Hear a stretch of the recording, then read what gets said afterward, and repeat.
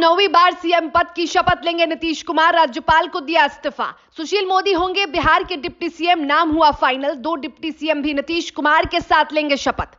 आखिर क्यों तेजस्वी को सपना दिखाकर पलट गए नीतीश? बंद कमरे में हुई किस बात से लालू से रूठ गए थे सीएम नीतीश? आज पूरे बिहार ही नहीं, देश की नजर नीतीश बाबू पर टिकी है, क्योंकि आज बिहार का सियासी पारा गरमाया है। पलटू राम के नाम से मशहूर नीतीश चाचा ने फिर से अपने दुश्मन को दोस्त जो बनाया है। जी हां, सीएम नीतीश कुमार जो पलटी मारने के लिए मशहूर है, वो एक बार फिर से पलटी मार आज 9वीं बार सीएम पद की शपथ लेने वाले हैं और बिहार में एनडीए की गठबंधन वाली सरकार बनाने वाले हैं।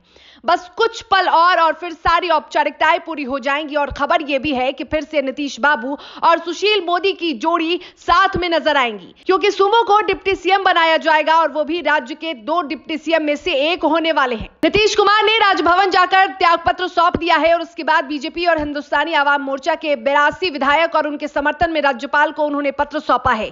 बता दें कि इससे पहले बीजेपी और जेडीयू दोनों ही दलों की एक अहम बैठक भी हुई है और अब सवाल यह उठता है कि आखिर ऐसा हुआ क्या जिसने नीतीश बाबू को फिर से पलटने पर मजबूर कर दिया। तो हम आपको समझाते हैं कि इसकी शुरुआत कब हुई थी। दरअसल इसकी शुरुआत 1 महीने पहले ही हो गई थी, जब ललन सिंह यानी कि जेडीयू के राष्ट्रीय अध्यक्ष ने इस्तीफा दिया था। जेडीयू के नेता ये चाहते थे कि नीतीश को इंडी गठबंधन में संयोजक पद दिया जाए और उन्हें प्रधानमंत्री पद के लिए भी चेहरा बनाया जाए। हालांकि ऐसा नहीं हो सका।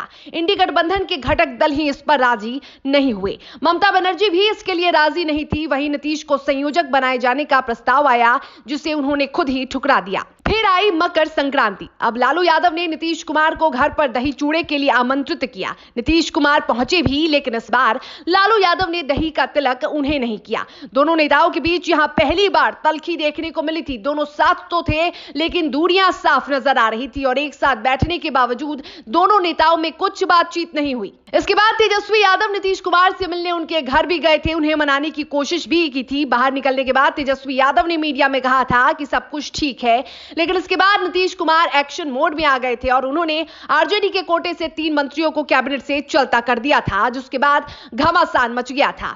इतना ही नहीं, कर्पूरी ठाकुर को भारत रत्न देने के लिए नीतीश कुमार ने मंच से सिर्फ प्रधानमंत्री नरेंद्र मोदी की तारीफ ही नहीं की, सिर्फ उन्हें धन्यवाद ही नहीं दिया, बल्कि परिवारवाद की राजनीति पर भी खुलकर अपनी बात रखी। उन्होंने परिवारवाद पर निशाना साधा और फिर कयास लगाए जाने लगे कि नीतीश ने लालू फैमिली को जमकर टारगेट कर दिया है। वहीं अगले ही दिन लालू यादव की बेटी रोहिणी आचार्य ने परिवारवाद पर पोस्ट कर नया सियासी बखेड़ा खड़ा कर दिया। हालांकि बाद में उन्होंने अपने तीनों पोस्ट को डिलीट कर दिया था। इस पोस्ट में रोहिणी ने नीतीश कुमार की नीयत में खोट भी बताया था, जिस पर खूब बवाल हुआ था और उसके बाद लालू यादव ने उन्हें समझाने की कोशिश भी की थी। खबर है कि लालू यादव और तेजस्वी उस वक्त खामोश थे। उसके बाद ही रोहिणी को फोन कर यह बताया गया था और रोहिणी ने उस पोस्ट को डिलीट किया था। इन मामलों ने बिहार का सियासी पारा और बढ़ा दिया। फिर लालू ने नीतीश को कॉल कर खूब समझाया, लेकिन वो कहते है ना कि जाने वाले को कौन रोक सका है। ठीक उसी तरह लालू यादव के लाख समझाने और लाख फोन करने के बावजूद भी नीतीश कुमार नहीं माने और बड़ा फैसला ले ही लिया। बीजेपी का दामन फिर से उन्होंने थाम ही लिया।